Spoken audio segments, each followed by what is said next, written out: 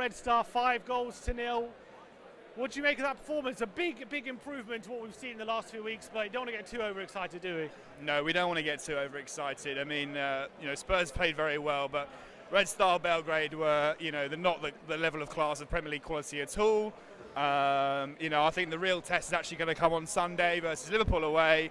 If only that performance had happened against Watford at the weekend, then, we would be in different moods. But very pleased with tonight. Thought it was very strange about how many Red Star fans actually got into the ground.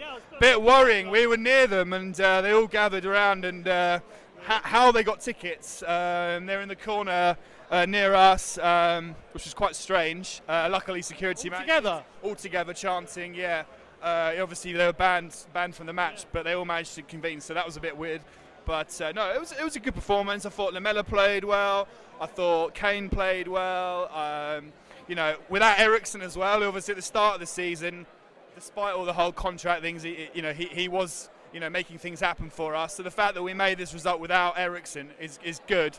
But while this is a great result in the Champions League, we shouldn't get carried away, and the real test will come on Sunday against Liverpool. Did you see a team playing for the manager today after many accusations that the team have kind of given up on the tactics that he employs, and maybe kind of after 5 years of not winning anything, they've kind of won a different route? But did you see evidence of that today? I think so. I think the media are hyping up the dressing room and how bad it is. I don't think it is as bad as the media think. Vertonghen, when he left the field for Foyth, embraced the manager. He's one of the ones that apparently the media speculated that he's fed up. No Danny Rose today. Ben Davies played instead, and I don't know whether Danny Rose's head's in the right place at the moment. The same with Toby and Eriksen as well. But none of those players featured today, and the main thing is we've still got a team together that had a good result. Played well, and they did play for the manager, and people like Kane and Son and Lamela, they are playing for the manager. And the thing about Pochettino is if we got rid of Pochettino, a new manager would still have those players.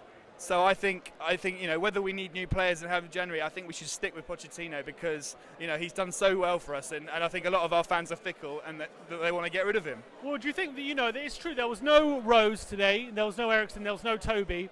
When you have those senior players who potentially their head's not right, do you think that can have a big impact on performances? And do you think it's no coincidence that we're putting a performance today without those players? Yeah, I mean, I find it very worrying that deadline day, Rose was spotted at Watford's training ground.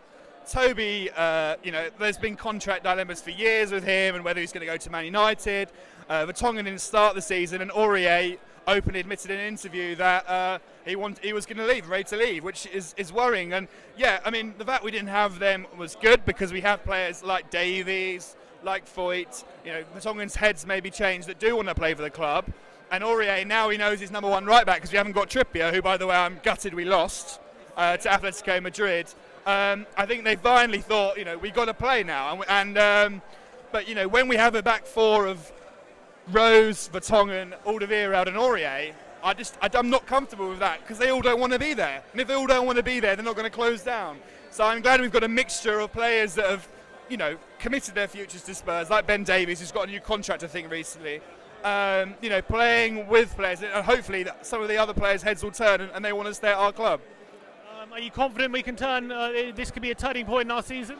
I hope so because, the start of the season has been absolutely dreadful. I don't know whether we'll get a result against Liverpool, but hopefully we can make the Tottenham Hotspur ground a bit of a fortress and grind out some results. I'm confident we'll do well in the Champions League at the group stages in terms of, beating Red Star Belgrade away and beating Olympiacos at home. God knows what will happen away at Bayern Munich. Let's hope we're through by then. Yeah, let's hope we're through by then. But, I really hope our performance has changed in the Premier League because this should have been the Watford result. They're bottom of the league, and, we should be playing like this against Watford. And a couple of seasons ago, we would have got this result against Watford. So it's weird that, we drew against them. When you're struggling to beat Watford and Colchester and Brighton, you can't take anyone for granted, can you? No, exactly. It's been some absolutely shambolic results for us, and it's been awful to be a Spurs fan. Yeah. But, I really hope, who knows, maybe we can get a draw against Liverpool or something like that, and really, beat a few teams by 4 or 5-0 at home, like we did against Palace and really get this team together, because Kane starts scoring, Son starts scoring in the league. I think we're a really decent side, and if we can keep clean sheets. And the other thing, I thought Gazaniga played very well today. I was actually speaking to my friend, when Lloris comes back from his injury in the new year, whether he'll actually have to fight for his place as number one, because it's a really good opportunity for Gazaniga to become number one. I know Lloris is obviously proven, he's got the medal. Nominated for Ballon d'Or today. Nominated for Ballon d'Or, which he did very well in the Champions League for us. He's made some very critical showing, but I think for Gazaniga, as a younger keeper, this is a great opportunity for him to prove his worth, and really, there should be a competition to be number one at Tottenham Hotspur, I think.